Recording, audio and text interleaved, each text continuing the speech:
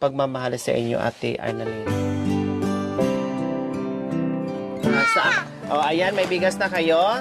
Siyempre, nandito yung ating assorted groceries. Di ba? Sige, kasi mga gutom normal lang yan. Kasi mga gutom, anong mangyayari? Dalawa na kaagad. Para makakain. Kuya. Salamat yan. Dalawa sa'yo na ko. Kay ano din? Kay Angelica. Kay Angelica. Alin? Ayan. Salamat po, ma'am. Salamat po, ma'am. Naiyak si Ate Arnalyn.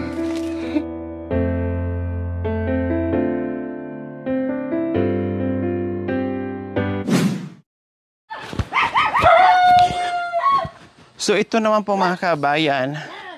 Hello! Ito naman po ang bahay ni Arlene na kung saan ay magaling gumuhit.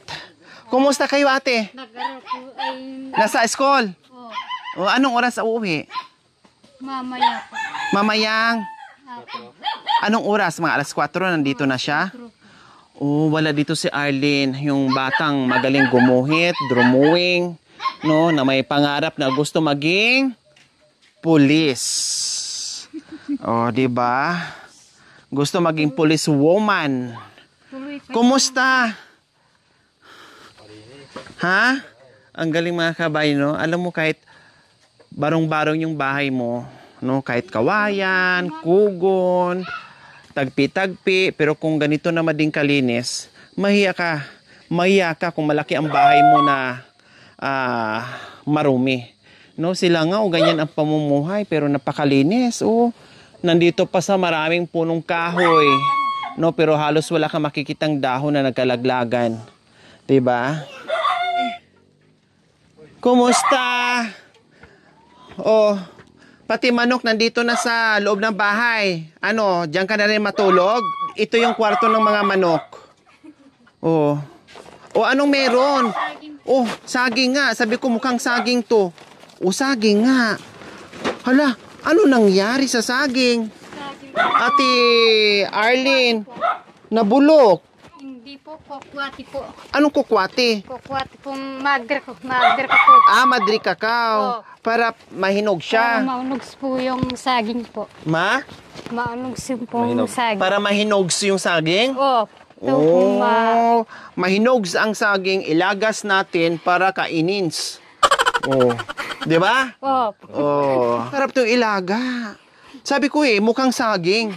Pero saging nga talaga yung laman. Binalot natin sa... Ay! May kumagat. May as dyan. Para may kumagat, Ate Arlene. Tumayo yung balahibo ko. Baka may centipede dyan. Wala po.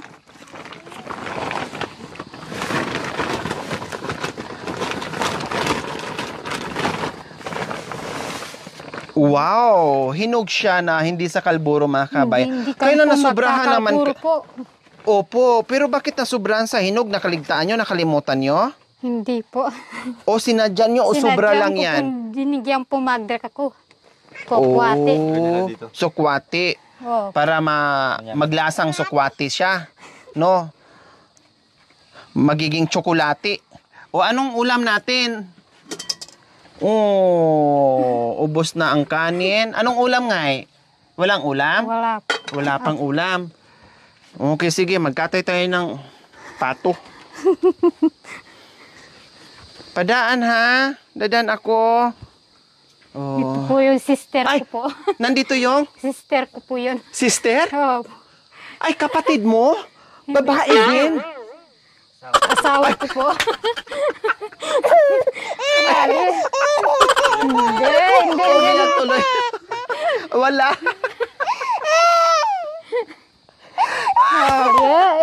Mamiro yan. Sabi kasi ni ate, sister daw niya. Akala ko, sinong Asawa ko sister? po. Yung pala, mister.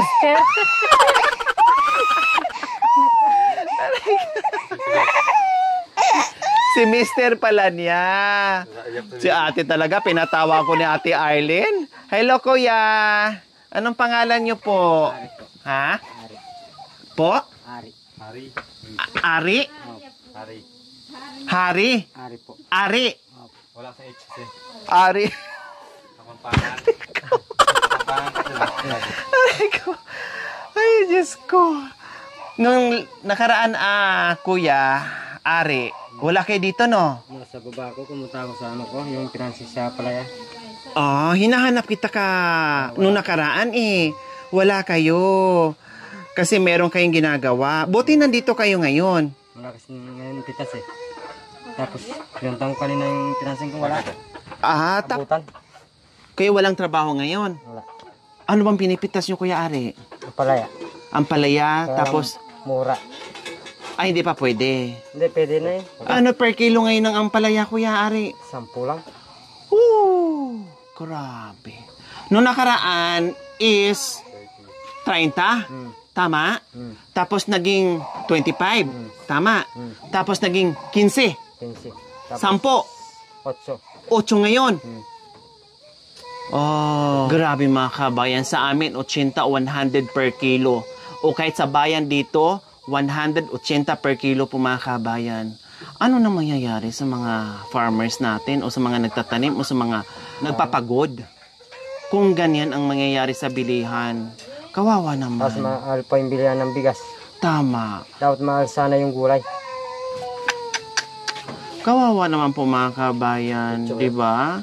Grabe yung pagod, init, ulan, lahat na, di ba? Kaya makikita natin sila dito mga kabayan, masipag sila sa kabundukan, masipag magtanim, masipag lahat sinusuong walang reklamo.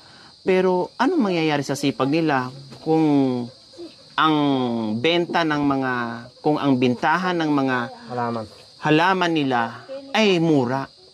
Lahat ng bilihin ngayon ay sobrang mahal. Kawawa sila. No? Hindi matutumbasan yung kanilang sipag dito kung bibilhin ng mura. Kawawa talaga mga kabayan. Ano po yan, Ate Arlene? Saging. Saging na... Harap ng kulinuto nila. Alinupak. Ang tawag sa amin yan... Tinopak. Ha? Tinopak. Pag tinupak ka, kumain ka lang ninupak para matuluyan kang tupak. Ay, Diyos ko. Si Kuya Ari gumawa ng tinupak. Masarap yan nilagyan ng... Mayumo na po ito. Mayumo. Para mga bata gusto. Anong mayumo? Asukal. Ay, asukal. Para hindi na... Para ano? Kumain yung bata. So, ibig sabihin, wala kayong bigas, yan na naman ang kinain nyo. Uy, gusto ko sana gumawa. Saan kayo? Paano nyo ginanyan? Yan o. Tapos, saan nyo ginanyan?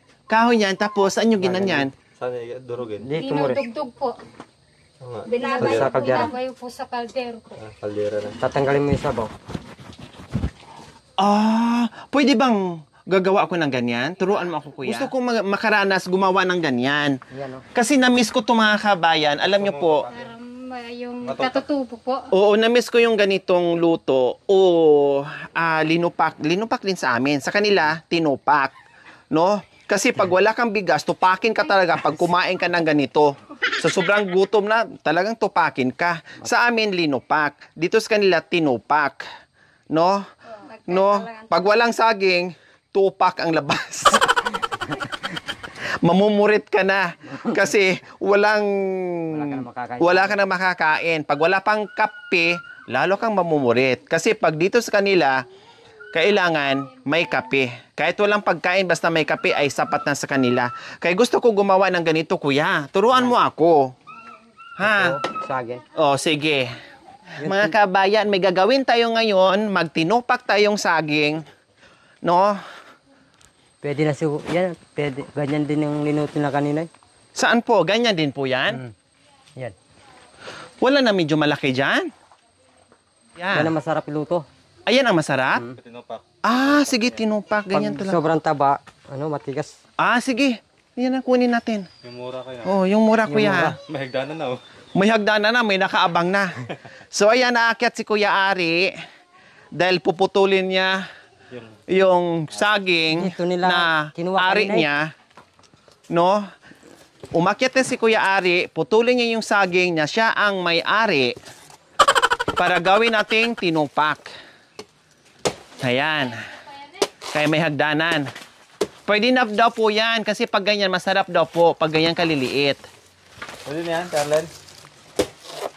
Wala na. Nandiyan na siya eh. Kaya pwede na talaga yan.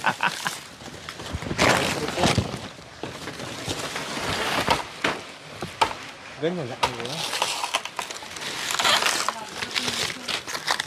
Dandahan, Kuya. Wow, ang galing ni Kuya. Hindi bumagsak. Wow. Huwag yung bitawan. Hindi baling mahulog kayo. Huwag lang yung saging. Natawa yung asawa. Joke lang yun. Wow, ang galing mo naman, Kuya Ari. Kinuha mo na walang kapatos-paltos yung saging natin. Binaba mo na buo. No? Ganyan ang sanay magtabas ng saging. No? Kasi yung iba, ang ginagawa nila, Pinuputol. puto lang kaagad dito. Pagbagsak, nagkandalasog-lasog na yung saging. Dapat, halimbawa, pag nandyan yung bunga, dito, para pag lumaylay, hindi mababasag yung saging. Diba? Yung iba, dito pa talaga, as in. Yung ginagawa naman ni Kuya Ari, talagang inakyat niya. Nag-ala monkey siya. No? Kinuha niya ng buo kong So, ang gagawin natin ngayon, ilagam po muna siya. Tapos pipigayin, ano kasi? Babayuhin natin. Ganyan. So, ito ang pagkain madalas dito sa katutubong Aytas. Bahala ka. Kung nagsawa ka na sa laga, kung nagsawa ka na sa hinog, itupak mo na naman siya, mga kabayan. No? Para iba't ibang klaseng luto ng saging po, kumbaga, ang mararanasan mo dito. Napakasarap ito, mga kabayan. Hindi ako magsasawa sa ganitong pagkain. Promise. O, ganito, mga kabayan, na please watch and learn. So, ganyan po, mga kabayan. Watch and learn lang po tayo kung paano sila, yung survival nila dito. Bibi. Way, mga kabayan, sa kabundukan. Kailang naunahan tayo sa sa bibi. Bibi ko. O, sa bibi ko. Kuya Hari. Hari. Kuya Hari o Ari? Hari. Hari. Hari? Kapampangan. Ah, Hari. Ng bundok yan. Ah, okay. Ari ako ng Ari. Hari pala, mga kabayan. Hari. Silent H. Napanganak ako sa Paskong Hari. Kaya Ah, tinawag na. 25. December 25. Hmm. Uy, kaya pala magaan kaagad yung loob ko sa'yo, kuya, kasi parehas tayong December. Diba? Parehas pala tayong Sabi buwan na. ng Disyembre ang birthday natin. Pinangalan sa akin eh. Hala, yung alam niyo po, Kuya Hari, yung best friend ko nung grade school, ang pangalan niya si Jesus. Kasi pinanganak siya Pang. December 25. O, yun naman talaga tayo. Ang daming alam natin, no, na pinanganak daw si Jesus Christ ng December 25. Yun naman ang madalas na alam ng mga tao, mga kabayan. Pero meron ding nagsasabi na hindi pinanganak si Jesus Christ ng December 25. Hindi ko na alam. Kasi yun lang talaga yung nakasanayan natin. No? Kasi sa Katoliko, mga kabayan, December 25. Hindi ko alam sa iba. No? Siyempre, yun ang nakasanayan ng mga Pilipino o mga Katoliko, mga tao, kaya ang sinasabi ko. Siya, pinanganak ng December 25, ang pangalan niya, Hari. Oh, 'di ba? Yung best friend ko nung grade school, kasing liit din niya, no? Parehas talaga, kasing liit, parehas talaga, mga kabayan. Maliit din si Jesus. Aguido naman ang apelyido niya. Jesus ang pangalan. Oh, kaya naalala ko tuloy at nakikita ko sa kanya yung best friend ko, kaparehas niya yung mukha, buhok lang ang diferensya, yung tangkad, yung liit, parehas talaga, mga kabayan. Jesus, parehas kami buwan ng Disyembre. Oh, kaya lang hindi ako na Jesus, Maria ako ngayon. Kuya, Oh, Kuya Hari, di mo ako tanungin kung anong pangalan ko? hindi ko po alam. O tanungin niyo po ako para alam niyo. Ang pangalan mo? Maria. Diba? Ako si Maria. Oh, ganito mga kabayan. Oh, ganyan siya. Yan ang swak na swak. Bagay na bagay doon sa tinupak na saging. Pero walang tupak yung saging niyo, kuya. Wala. Wala.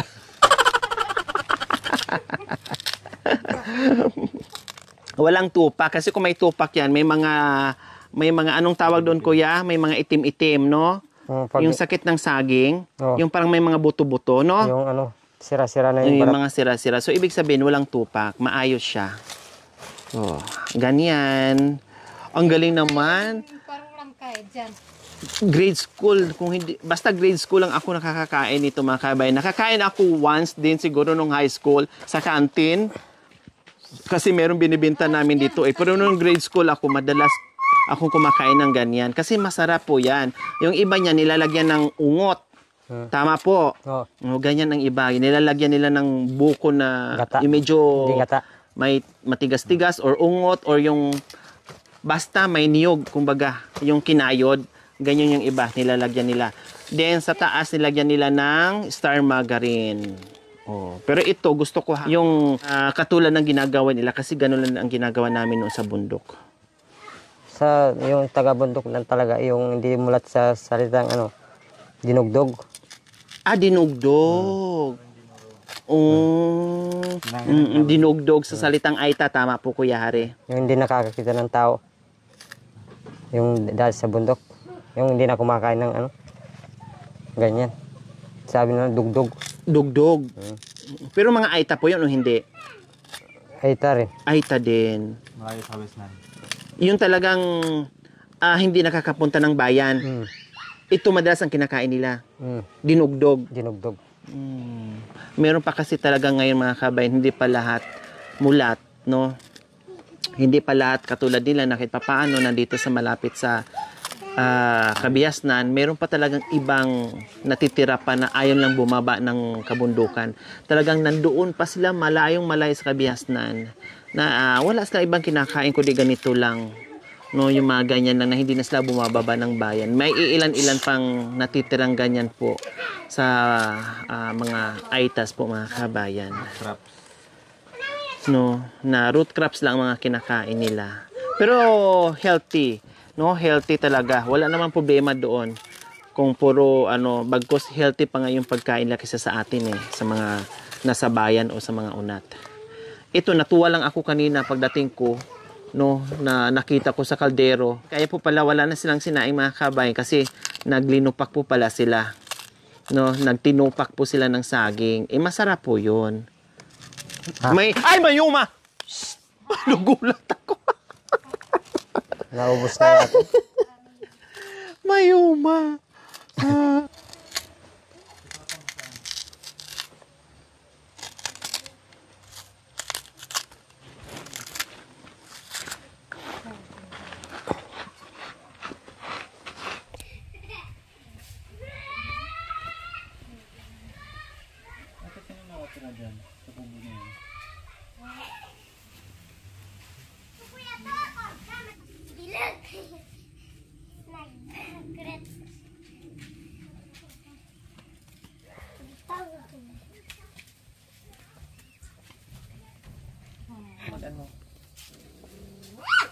So ayan po mga kabayan, aming binalatan para gawing tinupak. So dito na lang po kuya.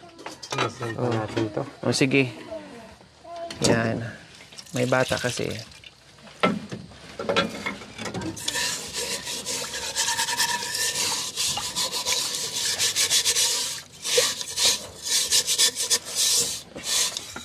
May tubig na? Yan. Okay. Yan. So, lagyan na natin.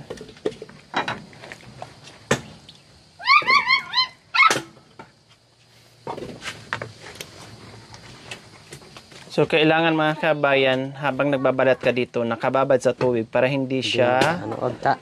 magiging Para magiging yung agta. Sabi ko, hindi kakapit sa ano. ay, dagta pala. Akala ko agta. Ano ba yan? Nabingi-bingi na ako kanina. Kanina sabi niya hari. Sabi ko, ari. Ngayon naman sabi niya dagta. Ang sabi ko naman, agta. Natawa si Kuya. Pasensya na kay Kuya ha, kasi nabingin ako sa araw-araw ko sa boses ko, Kuya. O, lagyan natin ng tubig, Kuya. Yan, yehey. So, ayan po mga kabayan, pinagsabay na natin yung ating tinupak na saging at hinog na saging. O, diba? Matatanggal siya pag may tubig. Ang pagtagal sa dagta. Pag nagbabalat kang hindi inog na saging. Oh, madagta kasi mga kabayan pag hilaw na saging. Matatanggal. Lalo na pag mura. Pero ang pangtanggal niya, Kuya, is Tubig. tubig lang din. Mababat.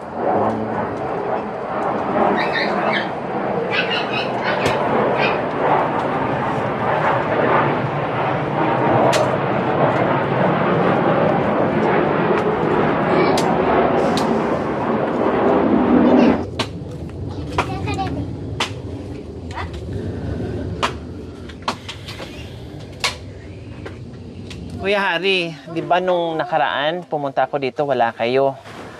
Tapos, nung pag-uwi nyo, anong balita ang natanggap mo sa sister mo? Nagulat nga ako eh. Nagulat? Bakit po? Bakit may bigas? Oo, tapos, Kasi nagbiga ako. nagulat kayo, may bigas, may grocery, may cash pa.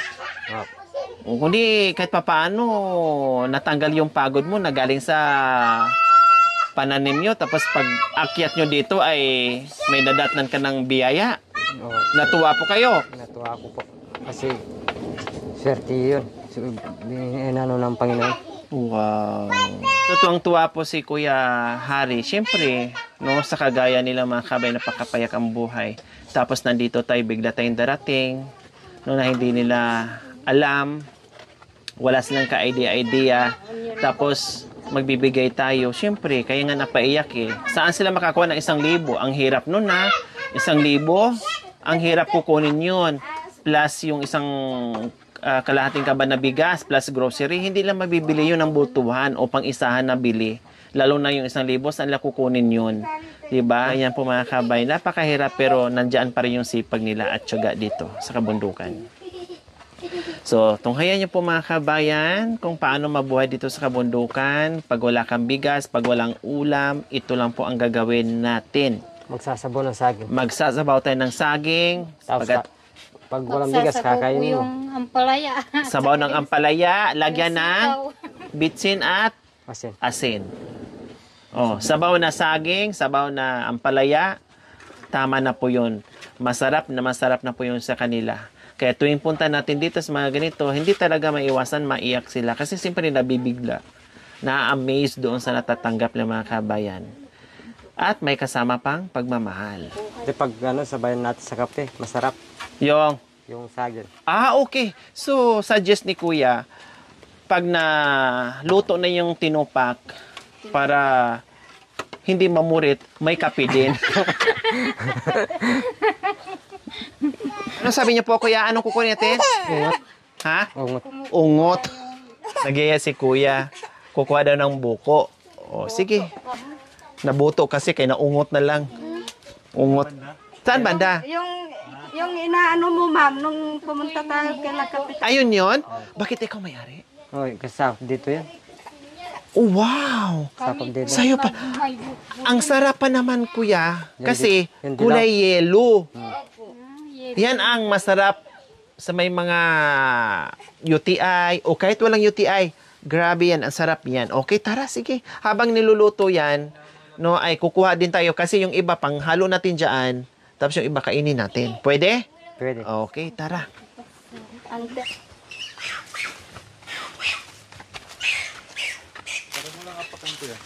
Ha? Hindi. Pwede yan. Subukan muna natin, Kuya. So, ayan po si Kuya Hari po mga kabayan. No, ay gusto niya ipatikim sa atin yung tubig ng kaniyang Ang tawag sa amin yan sa Bisaya, limbaon. Hindi ko alam kung anong tawag yan dito. Buko na dilaw. Yan lang ang tawag nila. Pero sa amin talaga may specific limbaon, kumbaga. So ayan, umakyat din si Kuya. Dahan kay Kuya ha, kasi walang apakan. Kuya.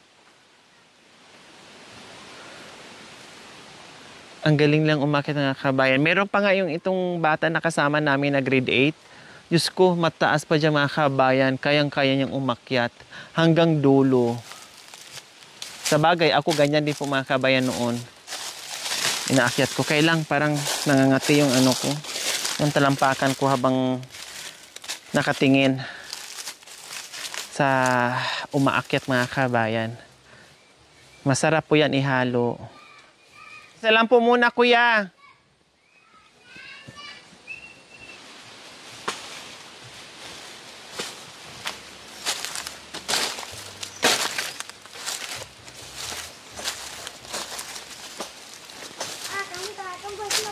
Sakto?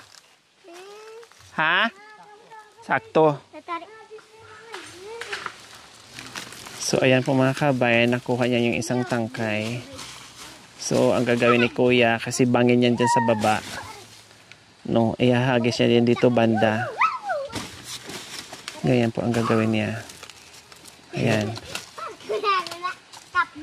Ayan. Ayun.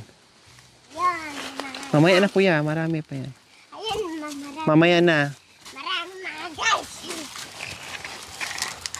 Manukutang kita na. Ayun.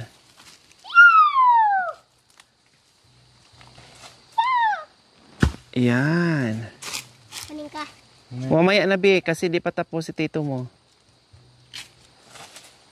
Ayan. Ayan. Sarap. Yeah. Superman. Muntik na makalimutan yung itak. Superman. Mag-Superman.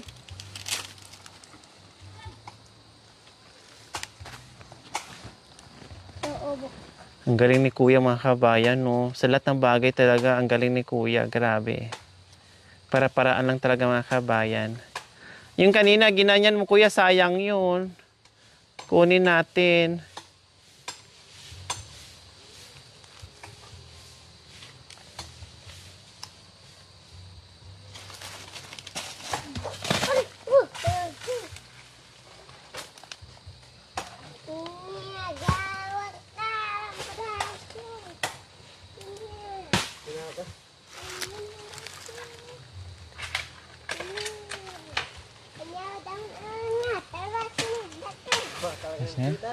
Okay na yan, Kuya. Wow. Nakakuha na rin. Ano?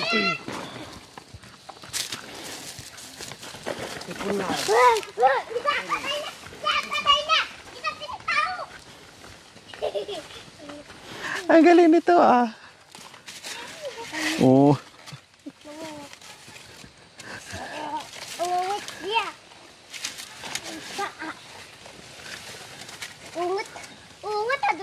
Hala, ang tabili Kuya. Umakyat. Ito, bigay mo ni tito mo. Ako sako. Ako sako. Si sako. Lego yung... Lepasog. Video? Papa? Saan? Saan? Akyat?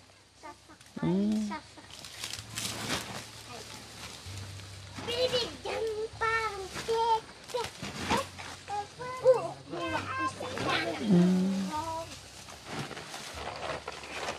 Tara.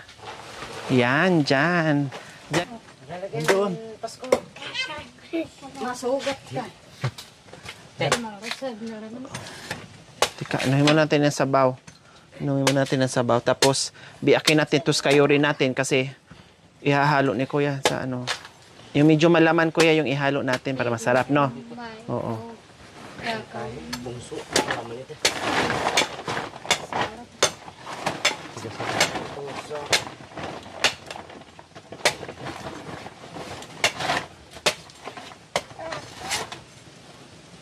Yan. Hehe. Ayan po mga kabayan. Mapakanyo. Ay, din yung kecil. Taklo lang.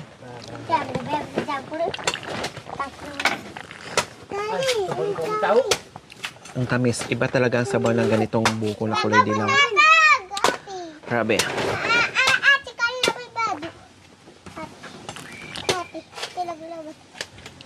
Ito yung ginagawa ng pantubig. Sabot na inluto. Sarap po. Mangang. Gumante na si Kuya sa akin, oh. Maanghang daw. Ano yan? Hatiin mo. 2 kilo yan, oh. Meron pa doon? Ah, sige, ubos mo. Meron pa pala.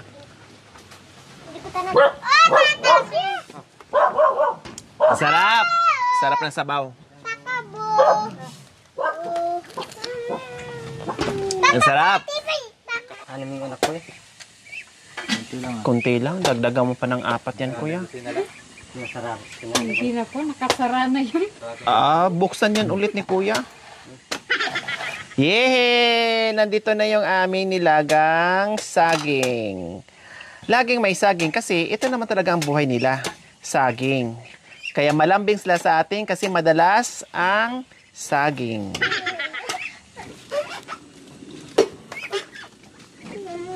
Tapos, tanggalan to ng tubig para makainom mo yung mga bata.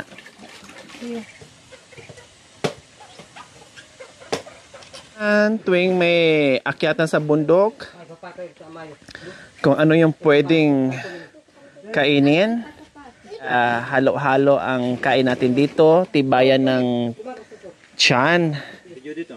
No? Sa iba't ibang pagkain dito. Fresh, so yummy.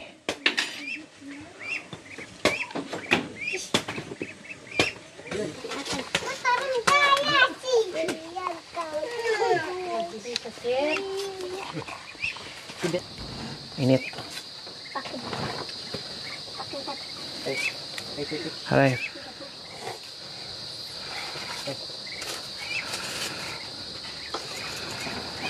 Meli sa kanyang limbaso.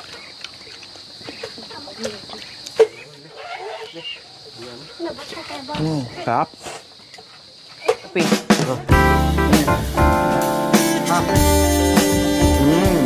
Yummy.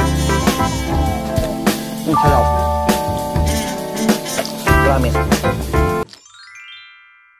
Thank you for watching. Don't forget to like, share, and subscribe.